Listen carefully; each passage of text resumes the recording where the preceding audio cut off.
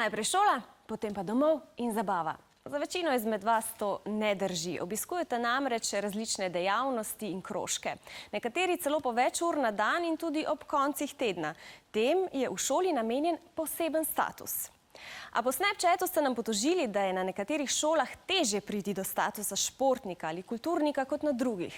Zanima vas, od kod razlike? In kar vas zanima, Infodrom razišče. Preverili smo zakon in obiskali osnovno šolo Stranje in osnovno šolo Trnovo. Infodrom odgovarja.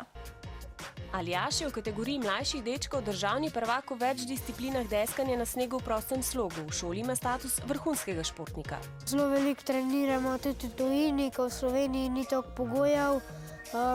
In potem veliko manjkam v šoli in bi mi bilo ful težje, če ga ne bi imel. Ta status mi omogoča, da upravičam, če manjkam zaradi treningov, pa da lahko, da imam napovedano spraševanje, če lih pridem iz treninga. Grega pa ima status vrhunskega športnika in kulturnika, saj je svetovni prvak med dečki v kategoriji modern solo in pleše tudi balet.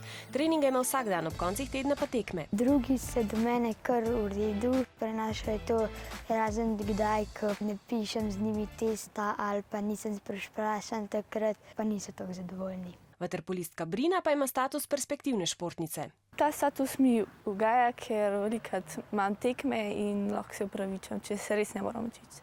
Sicer pa se učim v kombiju. Ravnatelj osnovne šole Stranje pravi, da je meja za dodelitev statusa 6 ur obremenitve na teden. Ko učenci nimajo tekem ali daljših odsotnosti, nenapovedano spraševanje odpade. Nekateri učenci so v preteklosti status tudi izrabljali. Zato smo tudi v našem pravilniku to spremenili, da se tega ne da, vsaj pri ustnih ocenah. Pokazalo se je, da so učenci šolsko slabše uspešni zaradi tega, ker so si preveč stvari odložili proti koncu ocenjevalnega obdobja. Da se to ne bi dogajalo, perspektivna športnica Zoja iz osnovne šole Trnovo predlaga. Datume je najbolj, če si jih daš takoj na začetku konference, zaradi tega, ker v bistvu imaš skozi veš, kdaj boš vprašan in se do takrat naučiš.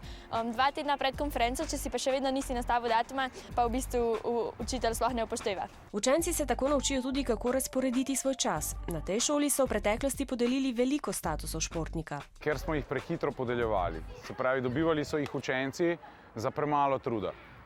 Tako da smo se na koncu potem odločili, da bomo te kriterije nekoliko zaostrili in s tem zmanjšali število statusov. Status podelijo le tistim učencem, ki več ur na teden namenijo treningom in tekmam ter imajo tudi vsa potrebna dokazila.